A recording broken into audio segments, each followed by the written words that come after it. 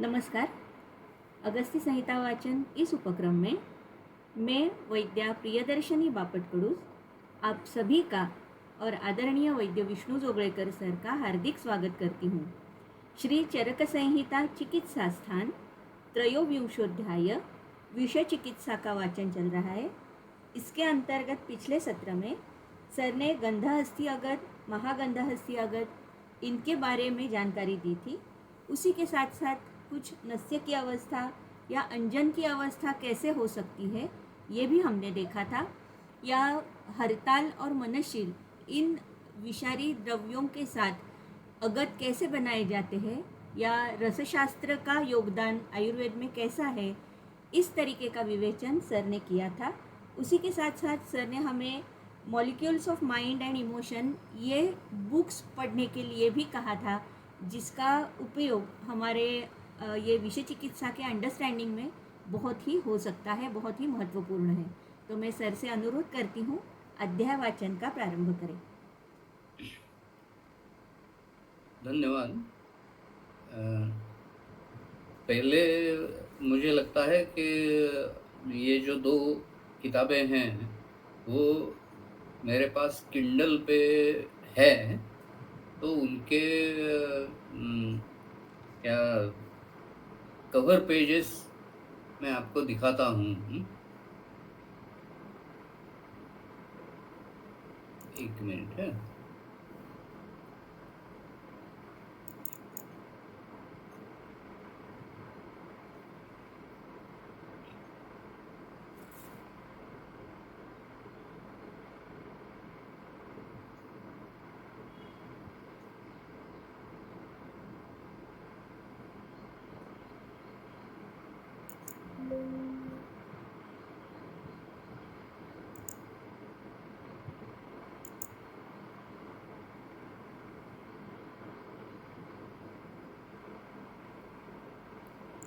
Sir शायद वो PERT उसके ऑथर है ना।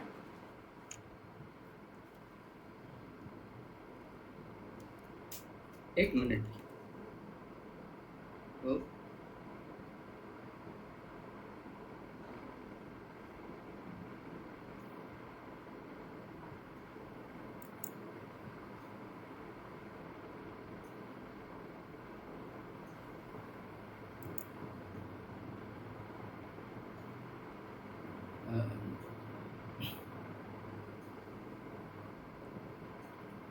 ये मॉलिक्यूल्स ऑफ माइंड है, ये जॉन फ्रैंकलिन की किताब है।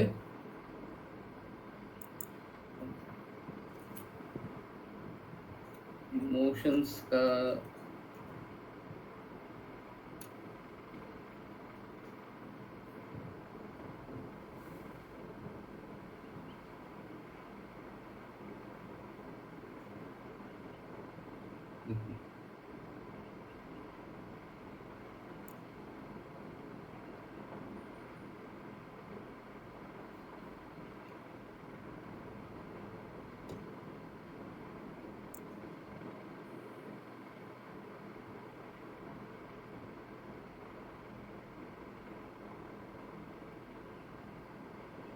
लैपटॉप में मैंने ज़्यादा किंडल से काम नहीं किया है, इसलिए वो दिखाई देने में तकलीफ हो रही है। तो ठीक है, लेकिन ये दो जो बुक्स है, molecules of mind and molecules of emotions, ये किंडल पे है और आप वहाँ से पढ़ सकते हैं। तो चलिए आज आगे बढ़ते हैं। हम शायद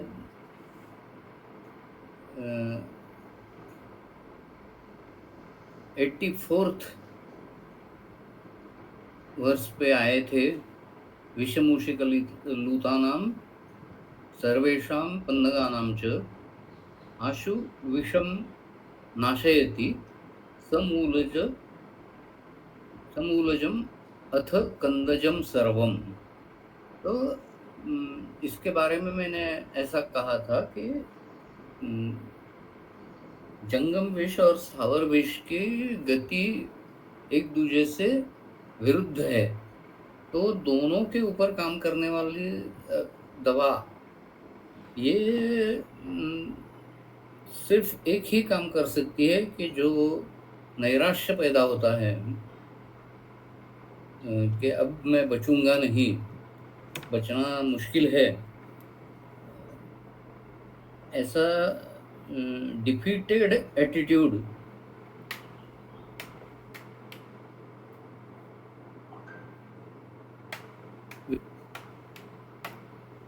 तो उसके लिए शायद ये उपयुक्त हो सकता है। लेकिन इतने 60 वनस्पतियों का एकत्रीकरण और उसका गोपित्त में पेशेंट वगैरह ये सब, और ये पुष्य नक्षत्र पे करना, ये कोई करता नहीं है आजकल। तो इसलिए ये संहिता में है, इसलिए हम पढ़ेंगे, लेकिन उसका प्रैक्टिकल उपयोग कितना होगा उसके बारे में मैं कुछ भी नहीं कह सकता। अभी फलश्रुति आगे बढ़ाते हैं। एतेन लिप्त गात्रः सर्पान् गृह्णाति भक्षयेच्च विषम। तो इस गंधहस्ती अगद को हाथ पैर पे लगाने के बाद सांप पकड़ने में तकलीफ नहीं होती, विष भक्षण किया तो भी तकलीफ नहीं होती। काल परितो अपि नरः जीवति नित्यम निरातंकः। तो उसकी उम्र कुछ भी हो, वो हमेशा किसी भी व्याधि न होते हुए, पूरा स्वस्थ रहते हुए नित्यम जीवती यानी हमेशा के लिए वो जीवित रहता है। तो ऐसी अगर दवा है जिससे मृत्यु ही न आए, तो मुझे नहीं लगता कि इतने 7 बिलियन पीपल उसको छोड़ देंगे। तो मेरा मानना यह है कि ये ग्रंथों में बताया है, लेकिन उसमें प्रैक्टिकल यूज उसका कोई नहीं है। अभी आनद्धे गुदलेपो योनौ लेपश्च मूढ़गर्भाणां मूर्छार्थिषु च ललाटे प्रलेपनम आहुः प्रधानतमम्। तो गुद योनि यहाँ लेप लगाने को कहा है। जब आनद्ध यानी अनाह अगर है तो उसमें गुद पे लेप करना है। मूढ़ गर्भ अगर है तो योनि पे लेप लगाना है। इसका मतलब यह हम समझ सकते हैं कि ये अपान वायु पे काम करने वाली दवा है।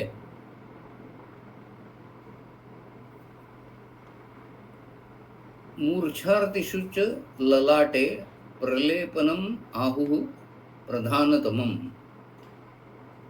शिरशूल है या मूर्छा है तो ललाट पे इसका लेप करना है। ये प्रधानतम प्रलेपन ऐसा कहा है, तो सबसे पहले ये करना है ऐसा कहा है। अगर आपके पास महागंधहस्ती अगध है तो आप करके देख सकते हैं। अभी अगले श्लोकों में जो लिखा है, भेरी मृदंग पटहा छत्राणि अमुना च ध्वजपताकाः लिप्त्वा अहिविशनिरस्त्यै प्रध्वनयेत् दर्शयेन्मतिमान्। तो वाद्यों के ऊपर या ध्वज पताकाओं के ऊपर इस महागंधहस्ती अगत का लेप करना है और वो वाद्य बजाने हैं। ये संकल्पना जो है ये सुश्रुत संहिता में भी आई है। सुश्रुत संहिता में एक पूरा अध्याय इस संकल्पना को आगे बढ़ाता है। उसका नाम है दुंदुभि स्वनीय कल्प, यानी कल्पस्थान का दुंदुभि स्वनीय अध्याय। तो ये भेरी मृदंग पटह या दुंदुभि ये सब रणवाद्य है। तो यहाँ भी हम ऐसा समझ सकते हैं कि लड़ाई शुरू है तो लड़ाई में निराशा तो आनी नहीं चाहिए, इसलिए ये बताया गया होगा। अभी कोई इस्तेमाल करता है ऐसा लगता नहीं है। छत्र और ध्वज पताका का भी लेप करना है। वो किस लिए करना है? अहि विष निरस्त्यै ही। अहि यानी नाग या सर्प। तो सर्प विष का निरसन हो, निरस्त्य हो, विष निरस्त्य ये उद्दिष्ट है। उसके लिए ये प्रध्वनयेत दर्शयेत मतिमान, यानी सिर्फ देखने से भी काम होता है, ऐसा यहाँ लिखा है कि पताका महागंधहस्ती अगर लगा के मैदान में आ गई तो उसे देख के ही विष से मुक्ति होती है, ऐसा यहाँ कहा है। यत्र च सन्निहितो अयम न तत्र बालग्रहाः न रक्षांसि। बालग्रह तथा राक्षसों से उपद्रव गंधहस्ती पास होने से, महागंधहस्ती अगत पास होने से नहीं होता। न च कार्मण वेतालाः वहन्ति न अथर्वणाः मंत्राः, यानी काली जादू जिसे कहते हैं, इस तरह का प्रयोग जो है उसके लिए भी ये महागंधहस्ती अगत उपयुक्त है, ऐसा कहा गया है। सर्वग्रहा न तत्र प्रभवन्ति न च अग्निशस्त्र नृपचौराः। किसी भी ग्रह की दृष्टि गलत है आपके कुंडली में तो ये महागंधहस्ती अगत पास रखने से वो ग्रहों की दृष्टि भी उसका दोष भी चला जाता है, ऐसा कहा है। आग लगने का धोखा नहीं है।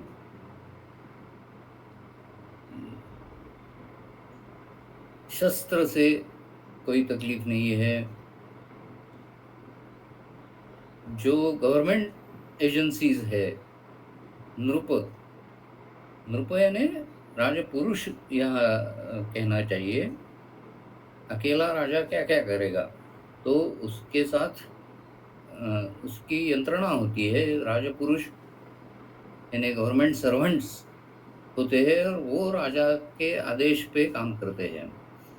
तो यहाँ नृप का मतलब राजपुरुष ऐसा लेना चाहिए। चोरों से भी उपद्रव नहीं होता। ये तो सब कल्पना विलास लगता है मुझे। लक्ष्मीश्च तत्र भजते यत्र महागंध हस्ति अस्ति, यानी जहाँ महागंध हस्ति अगध है वहाँ संपत्ति हमेशा रहती है, ऐसा कहा है। अभी आगे कहा है कि अभी पेषण जो करना है उसका, ये फिर से उल्टा पुल्टा हो गया है। जो बनाने की कृति है वो ऐसे स्कैटर्ड है और फलश्रुति उसमें भूल गई है। तो पिष्यमाण इमं च अत्र सिद्धम मंत्र मुदीरयेत, यानी पेषण जब करना है पुष्य नक्षत्र पे तो उसमें ये एक मंत्र कहने के लिए कहा है। अभी मंत्र का विवरण हमने बहुत सारा किया है, तो मंत्र की सिद्धि अगर की है तो उससे बड़ा उपचार कोई नहीं, ऐसा सभी ग्रंथकार कहते हैं। लेकिन मंत्र की सिद्धि उतनी आसान नहीं है। उसके लिए बहुत पथ्य पालन करना होता है, यानी मांस नहीं खाना है, मद्य नहीं पीना है, सुबह ब्राह्म मुहूर्त पे उठना है, वो मंत्र का पुरस्चरण करना है, बहुत सारे चीज़ें उसमें आती है। ऐसा सिद्ध मंत्र अगर है तो वो यहाँ पेषण करते समय कहना है, ऐसा लिखा है। तो ये मंत्र क्या है? मम माता जया नाम जयो नाम इति मे पिता सो अहम जय जया पुत्रो विजयो अथ जयामि च। नमः पुरुष सिंहाय विष्णवे विश्वकर्मणे सनातनाय कृष्णाय भवाय विभवाय च। तेजो वृषा कपे साक्षात् तेजो ब्रह्म इंद्रयोः यमे यथाहं नाभिजानामि वासुदेव पराजयम्।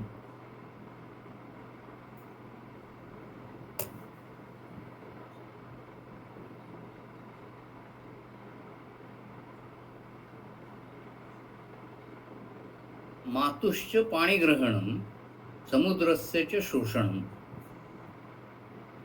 अनेन सत्यवाक्येन सिद्ध्यताम् अगदो हि अयम् हिलिमिलि संस्पृष्टे रक्ष सर्व भेषजोत्तमे स्वाहा। तो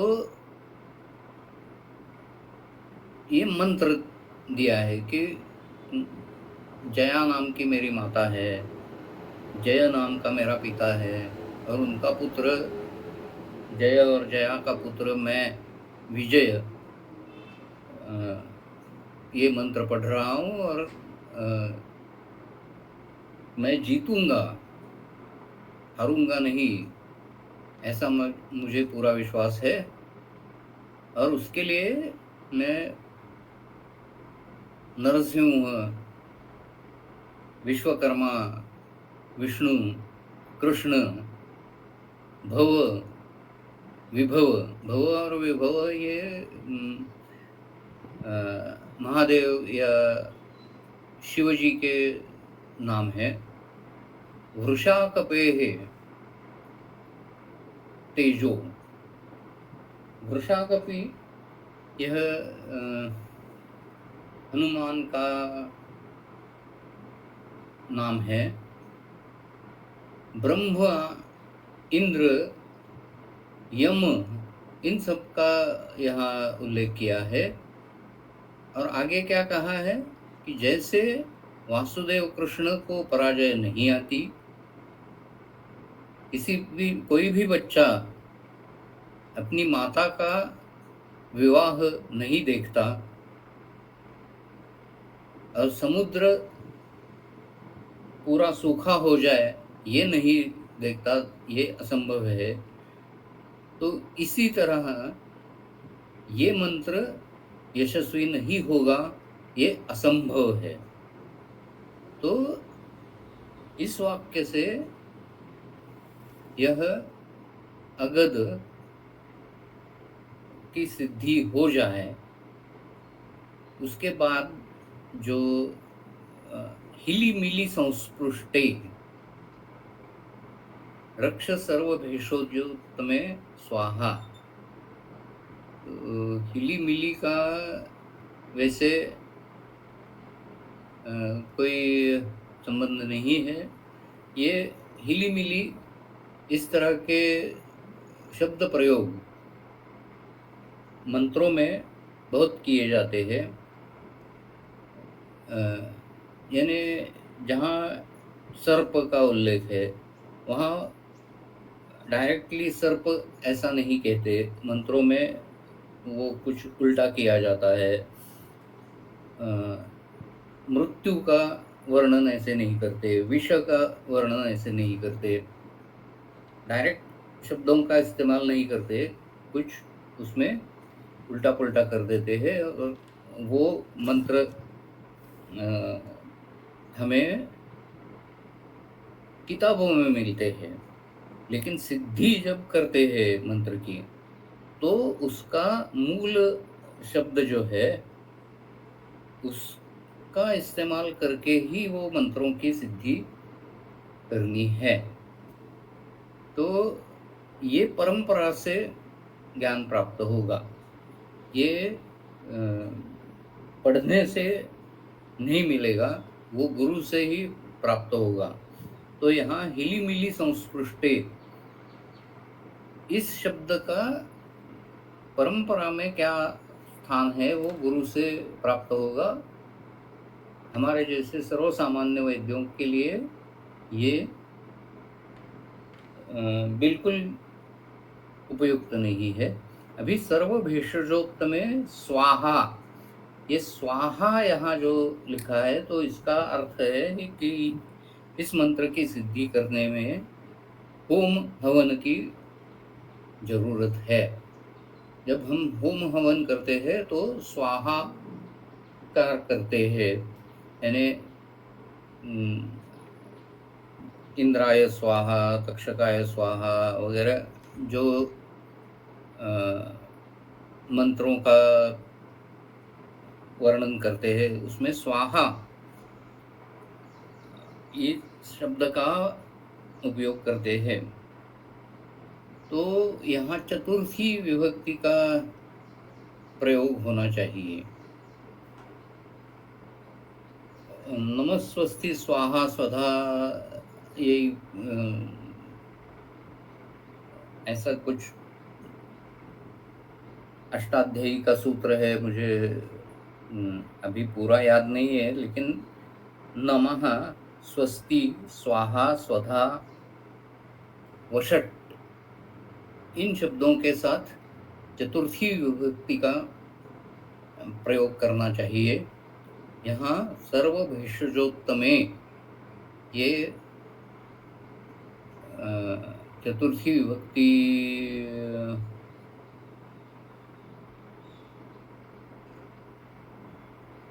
मुझे नहीं लगती। सर्व भेषजोत्तमाय ऐसा हाँ होना चाहिए, लेकिन यहाँ सर्व भेषजोत्तमे स्वाहा ऐसा कहा है। तो इसमें एक पॉसिबिलिटी ये रहती है कि व्याकरण के हिसाब से बातें गलत हो सकती है, लेकिन उसका प्रयोग जो होता है, बोली भाषा में जो प्रयोग होते हैं वो व्याकरण से कई बार अलग होते हैं। तो इस तरह का ये प्रयोग यहाँ है, ऐसा मुझे लगता है। अभी आगे जो बताया है वह धूमागध है, फिर क्षारागध है। धूम अगध और क्षार अगध ये गंधस्थी अगध के बाद आए हैं।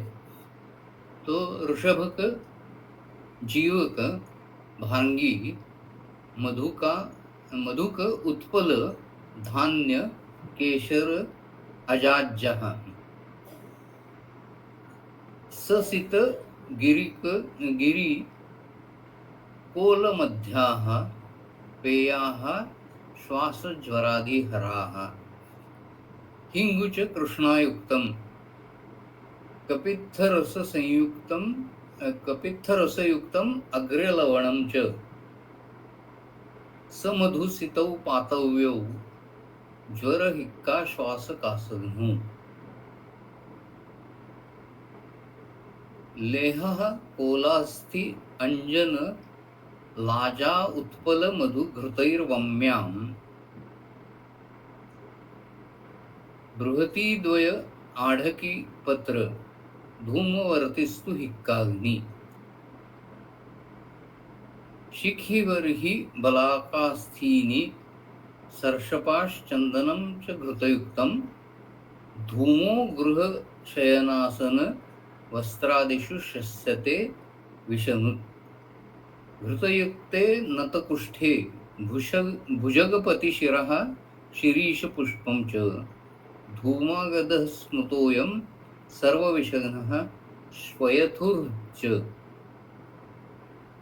तो बहुत सारी दवाएं इसमें है। अभी ये ऋषभक, जीवक, अष्टवर्ग की दवाएं हैं, वो तो अभी मिलती नहीं है, यानी अलग अलग नहीं मिलती है। हमें अष्टवर्ग ऐसा जो भी वो पंसारी या ट्रेडर्स है वो जो बेचेंगे उसे हम अष्टवर्ग कह के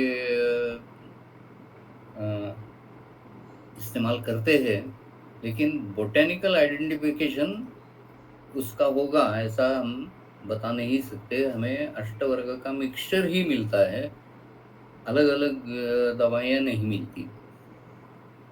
भांगी ठीक है, मधुक ठीक है, उत्पल, धान्य, केशर ये भी ठीक है। अजाज्यः, यहाँ फिर एक बार बकरी के घी का इस्तेमाल यहाँ बताया है। ससित, गिरिकोल मध्याः, अभी ये गिरी नाम की कौन सी वनस्पति है मुझे मालूम नहीं है। वो गिरिकर्णिका हो सकती है या फिर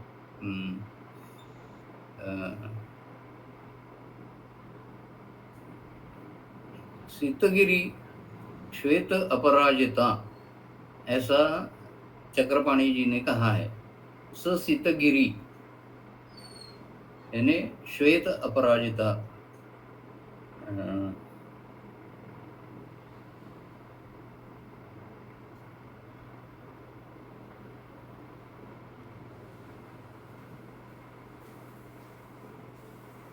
ससीतगिरी, कोल मध्य यानी बदर बीज, पेयाः श्वासादि ज्वरहरा, वर्णन किया है धूमागध का, लेकिन अभी पहले ये पेया देने को कहा है। और श्वास और ज्वर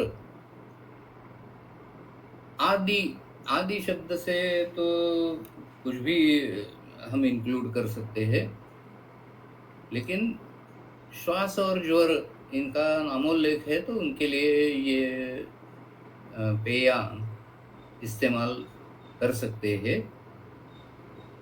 हिंगुच कृष्णायुक्तम, कपित्थ रसयुक्तम अग्र लवणम च। तो हिंगू, पिप्पली, कपित्थ रस और अग्र लवण यानी सैंधव, इनके साथ समधुसितौ, शहद और खड़ी साकर जिसे बोलते हैं हम, उसको इकट्ठा करके ये पीना है। अभी यहाँ पातव्यऊ, ज्वर का घ्नौ, ऐसा द्विवचन का प्रयोग यहाँ किया है। तो यहाँ दो अलग अलग कल्प बताए हैं, ऋषभक से लेकर पेया ज्वरादि हरा, ये एक कल्प है। और हिंगू कृष्णा वगैरह जो है वो दूसरा वर्णन है, दूसरा कल्प है। और यहाँ ज्वर, श्वास, इनके साथ कास और हिक्का भी ऐड किए गए हैं। अभी लेह कोलास्थि अंजन लाजा उत्पल मधुघृतैर्वम्याम। तो अगर उल्टी हो रही हो तो उसमें ये कोलास्थि का यानी जो बेर का बीज है,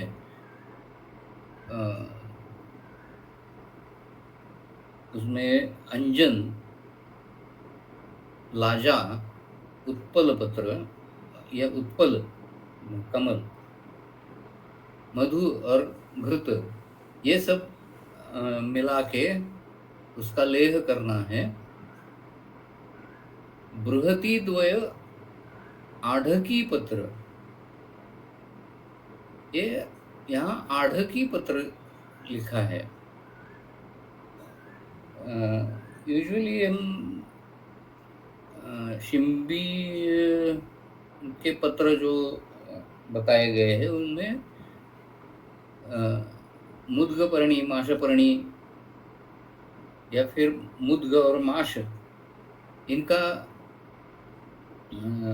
उपयोग ज़्यादातर करते हैं। यहाँ आढ़की लिखा है।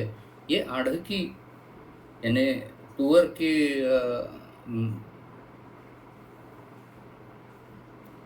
के रोग का जो उसके जो पत्ते हैं उनका यहाँ इस्तेमाल करना बताया है। तो ये ऐसा क्यों, इसके बारे में तो अनुसंधान के सिवा हम कुछ डेफिनेटिव नहीं कह सकते।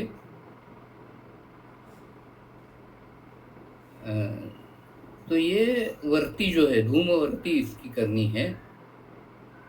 बृहति द्वय और आढ़की पत्र, इससे धूमवर्ती करनी है। और वो हिक्काग्नि है, हिक्का का शमन करती है। अभी हिक्का यहाँ कहा है तो वो अन्नजा, यमला, क्षुद्रा, गंभीरा, महती, इनमें से कौन सी हिक्का पे ये काम करने वाला है ये बताया नहीं है। लेकिन ये अध्याय विषय चिकित्सा का है, तो इसमें गंभीरा या महती हिक्का, इसके लिए ये प्रयोग बताया गया है, ऐसा हम अनुमान कर सकते हैं। क्षुद्र हिक्का के लिए ज़्यादा कुछ करना नहीं पड़ता है। अन्नज हिक्का के लिए भी ज़्यादा कुछ करना नहीं पड़ता है। यमला हिक्का के लिए ज़्यादा कुछ करना नहीं पड़ता है। लेकिन जो गंभीरा और महती हिक्का है उसके लिए वो टर्मिनल इवेंट्स में जब गैस्पिंग कहते हैं पेशेंट, तो उसका जीवित धोखे में है, ऐसे वक्त ऐसी गंभीरा या महती हिक्का आती है, तो उसके लिए ये धूमवर्ती का प्रयोग यहाँ बताया है। इसका प्रत्यक्ष प्रमाण से हमें ज्ञात नहीं है, किसी ने ये बना के धूमवर्ती का उपयोग किया है और हिक्का चली गई है, इस तरह के केस रिपोर्ट्स हमारे पास नहीं है। अभी अगला जो है वो शिखी बरही बलाकास्थीनी सर्षपा चंदनम च घृतयुक्तम। शिखी बरही यानी मयूर पिच्छा मछली का हम इस्तेमाल हिक्का के लिए करते हैं। वो कॉमन दवा है। बलाकास्थी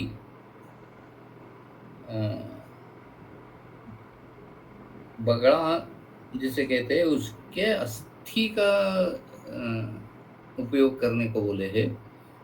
तो वो इतना आजकल के ज़माने में आसान नहीं है।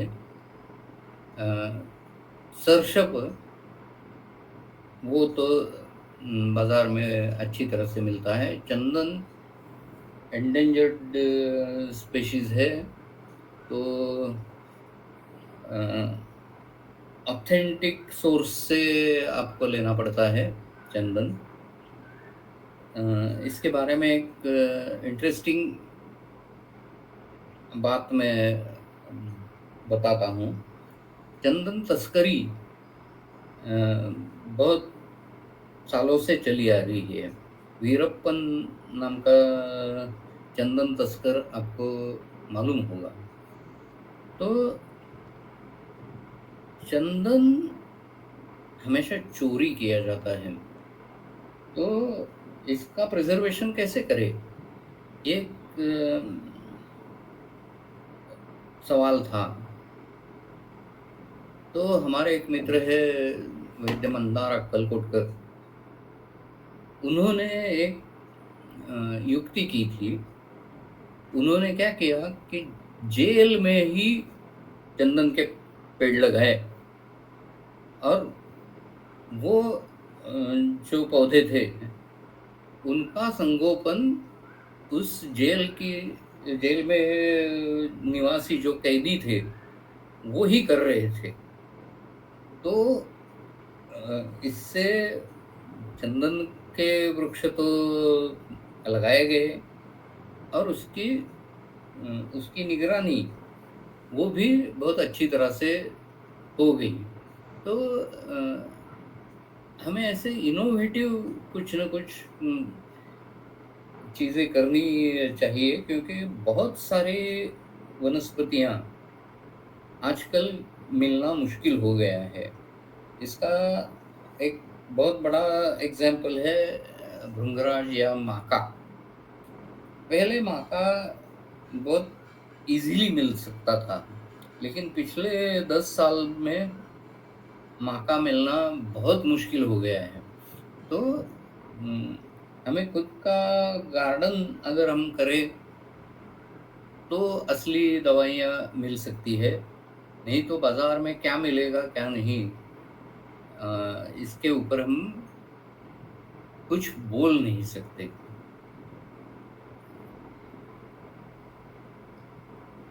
धूमो गृह शयन आसन वस्त्रादिषु, इन सबका जो शिखी बरही बलाकास्थीनी सर्पशपा चंदनम घृतयुक्तम, ऐसा जो कॉम्बिनेशन है उसका धूम घर में धूप लगाने के लिए, बेड्स या शयन, फिर सीटिंग अरेंजमेंट्स, आसन, कपड़ों के लिए इसका प्रयोग, धूम का प्रयोग करना चाहिए, ऐसा यहाँ बताया है। घृतयुक्ते नतकुष्ठे भुजगपति शिरः शिरीष पुष्पं च धूमागधः स्मृतोऽयं सर्वविषग्नः श्वयथुर्च। नत यानी तगर, कुष्ठ ससुरी अलापा, इसके बारे में हम विवेचन कर चुके हैं कि ये एंडेंजर्ड स्पीशीज है, तो उसका ऑथेंटिकेशन करके लेना जरूरी है। उसका जो बोटेनिकल आइडेंटिफिकेशन है वो साउसूरिया लाप्पा उसका लैटिन नेम है। तो वो बोटेनिकल आइडेंटिफिकेशन करके लेना है। भुजगपति शिराह ये एक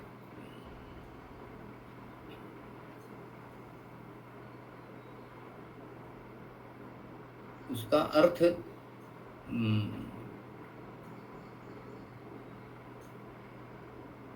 यहाँ द्विमुख सर्पशिरः ऐसा चक्रपाणी जी ने कहा है। ऐसे दो मुंह वाले सर्प ये तो दुनिया में होते ही नहीं है, तो इनका सर कैसे इस्तेमाल करें। मराठी में जिसे दुतोंड्या कहते हैं, ऐसा सर्प इस्तेमाल कर सकते हैं क्या, ये तो हमें मालूम नहीं है। ये दुतोंड्या जो सांप होता है वो उसकी पूंछ कहाँ है और मुंह कहाँ है इसका पता नहीं चलता। वो सिमिलर होते हैं, वो ब्लाइंड सर्प होते हैं।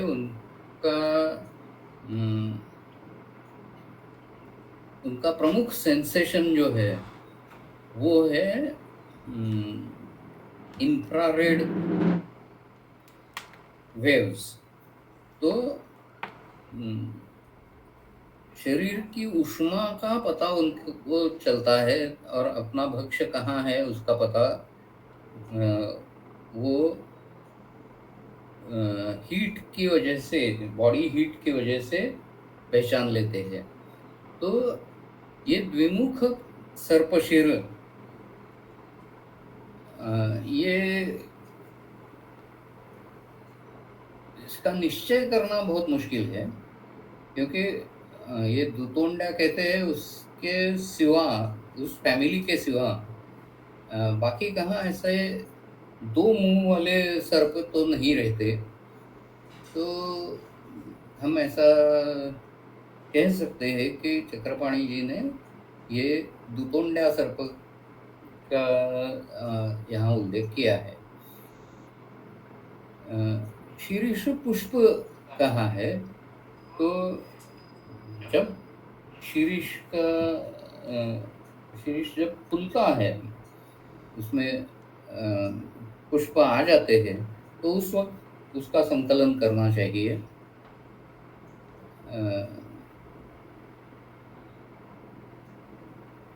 तो इस तरह का ये धूमागद सर्व विषग्न है और श्वयथु हृत यानी जहाँ भी सूजन है वो इस धूम से कम होगी, ऐसा दृढ़बल जी कहते हैं। तो पॉसिबल मैकेनिज्म उसका एंटी एलर्जिक हो सकता है। श्वयथु ऐसा कहा है तो एंटी एलर्जिक ऐसा ये कल्प है, ऐसा हम कह सकते हैं।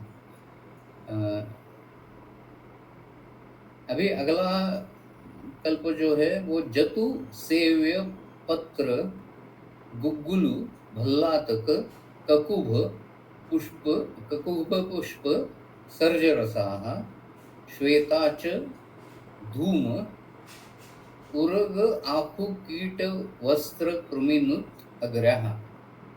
तो शिलाजित सेव्य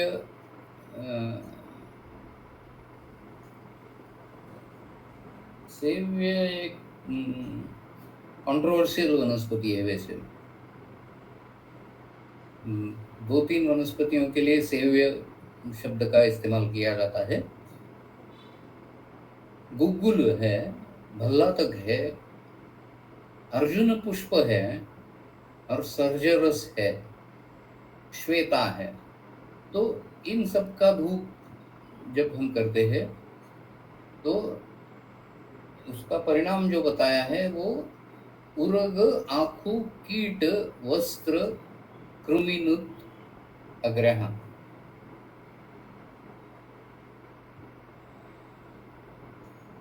यहाँ वस्त्र कृमि यह एक शब्द हमें लेना चाहिए। वस्त्र कृमि युकाः, युवा ज्याला म्हणतो आपण, युकालिक्षा, युवा लिखा, तो उनके लिए ये प्रयोग हम कर सकते हैं।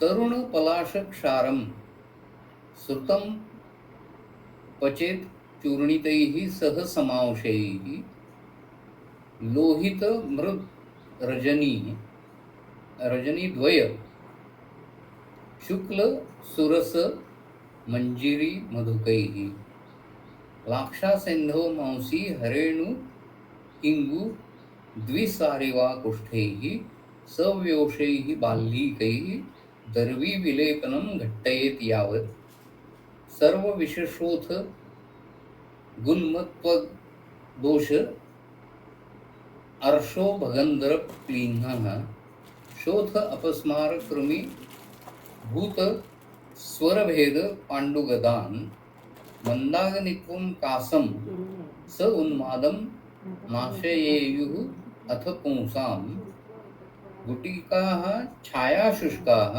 कोलसमाः ताः समुपयुक्ताः इति क्षारागतः।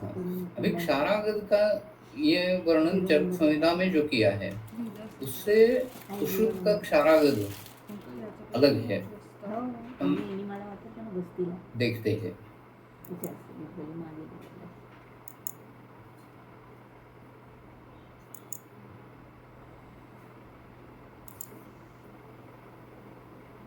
करायचे का नाही ते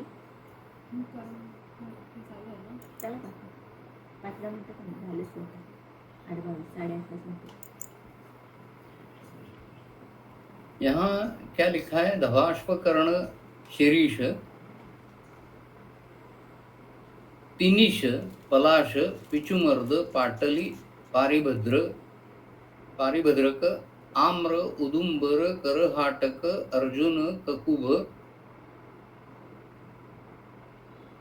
सर्ज कपीतन श्लेष्मातक अंकोठ आमलक प्रग्रह कुटज शमी कपित्थ अश्मंतक अर्क चिरबिल्व महावृक्षा अरुष्करा अरलू मधुक मधुशिग्रु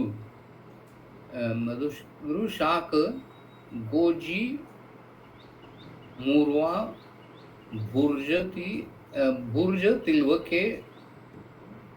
तो हम अगर देखें तो एक क्षारागद जो एष क्षारागदो नाम वगैरह जो वर्णन किया है, तो ये क्षारागद जो है वो बिल्कुल अलग कंटेंट्स का है।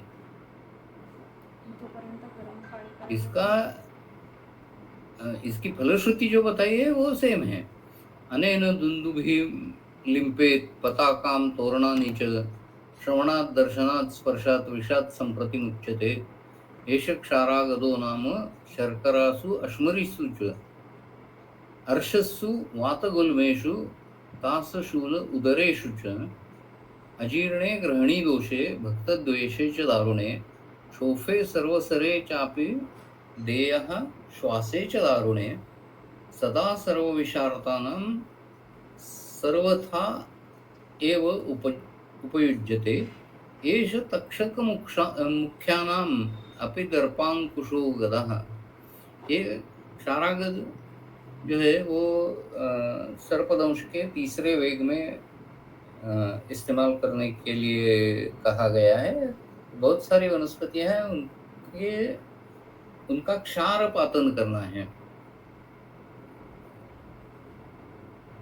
तो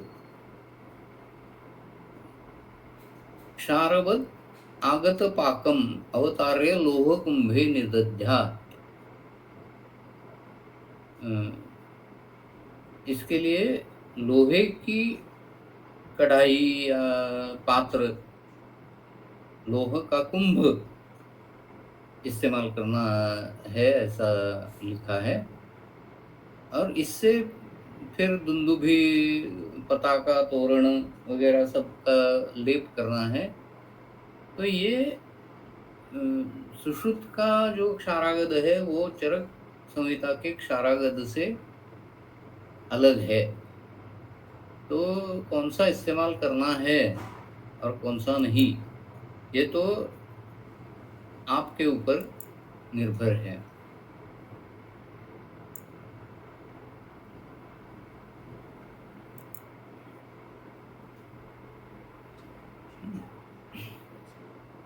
तो बाहेर हम्म, वायर पण असतात. अभी 8:30 बजने को आए हैं। हम शायद थोड़ा कुछ थोड़े श्लोक और ले सकते हैं आज।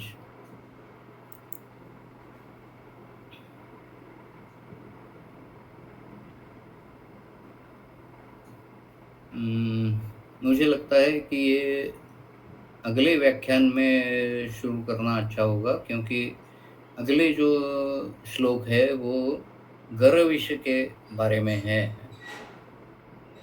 तो क्या हम आज यहाँ रुक सकते हैं? Yes sir. मैं एक बार किंडल पे देखता हूँ।